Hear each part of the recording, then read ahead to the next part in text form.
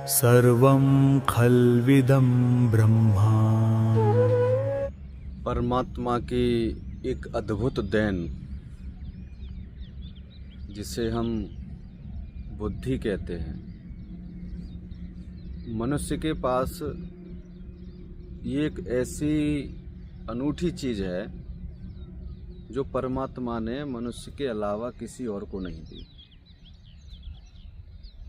ये मनुष्य के पास परमात्मा का सबसे बड़ा वरदान, सबसे बड़ा उपहार है, लेकिन मनुष्य ने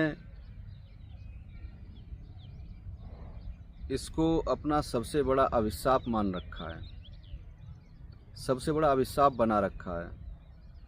क्योंकि आप विचार करिए कि परमात्मा ने जो बुद्धि मनुष्य को दी है वो संपूर्ण जगत में, सारी सृष्टि में किसी और को नहीं दी।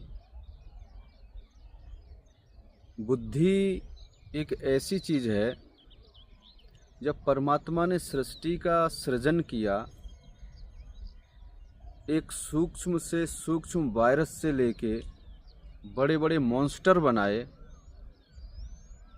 और बहुत सारे यूनिवर्स बनाए, गैलेक्सी बनाई, ग्रह, उपग्रह, नक्षत्र, बहुत सारी योनियां बनाई।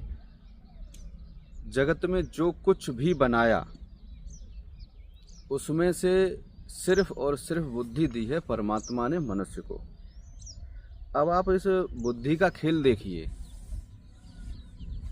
सारी सृष्टि में परमात्मा समान रूप से व्याप्त है, फिर भी परमात्मा को समान रूप से व्याप्त देखने की क्षमता, देखने का मनन, देखने का चिंतन परमात्मा ने मनुष्य के सिवा किसी और को नहीं दिया।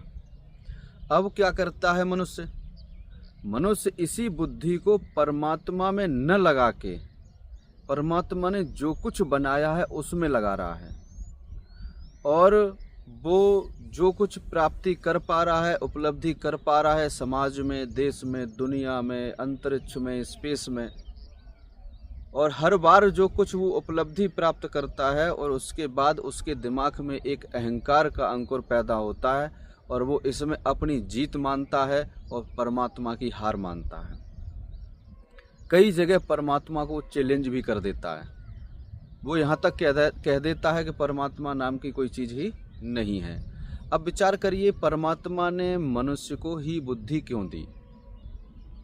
सारी सृष्टि में जितने भी जीव हैं, परमात्मा ने उन्हें बुद्धि नहीं दी जिससे कि वो इस जगत को छोड़ के परम तत्व परमात्मा में अपनी स्थिति प्राप्त कर सकें। केवल मनुष्य को दी है, और वो मनुष्य जो है सारे जगत को पढ़ने में लगा है, न तो उसे स्वयं को पढ़ने का समय है और परमात्मा के बारे में तो विचार करने का ही समय नहीं है। परमात्मा ने सृजन किया सृष्टि का, सब कुछ बनाया और सबको पूरे जगत में विस्तारित कर दिया, सबको कहीं न कहीं लगा दिया।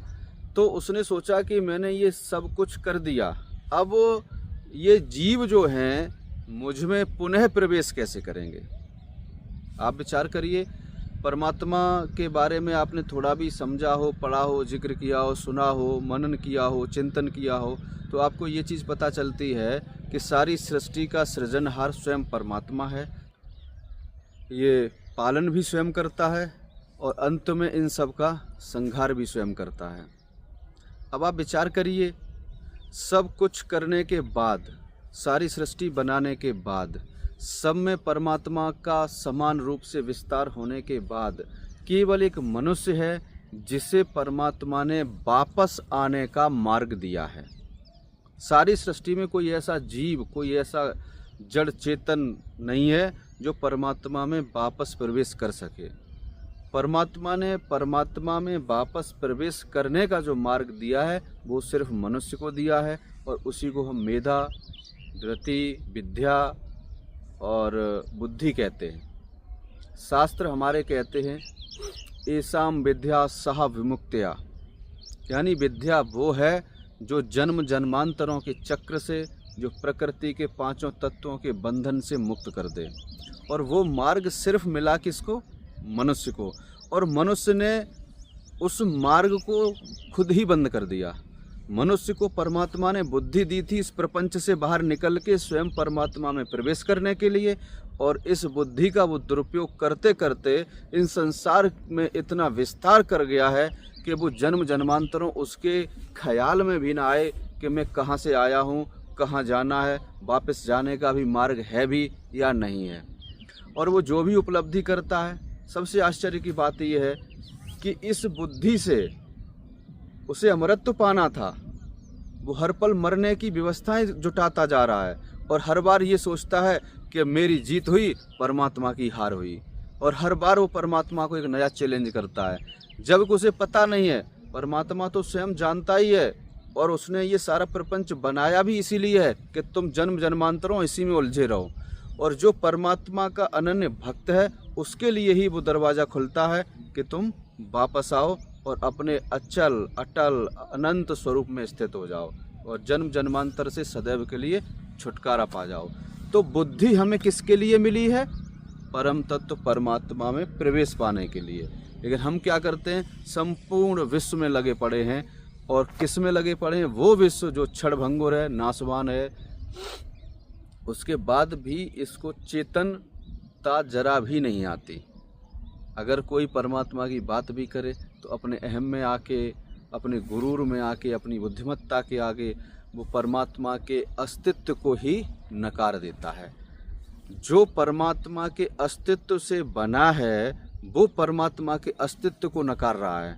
तो सोचिए, परमात्मा के अस्तित्व को नकारने वाला जो जिस अस्तित्व से बना है तो उसकी अवस्था क्या रहेगी, उसका वजूद क्या रहेगा, उसका अस्तित्व क्या रहेगा? यानी नथिंग, कुछ भी नहीं। सर्वं खल्विदं ब्रह्मा